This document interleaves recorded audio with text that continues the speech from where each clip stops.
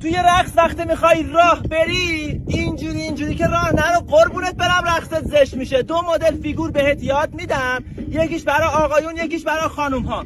آقایون چیکار کنن؟ با هر قدم 2 بار پا بکوبن روی زمین به این صورت. ببین خب حالا خانوما چیکار کنن؟ خانوما پاها ضرب دری میاد روبروی هم قرار میگیره به این صورت.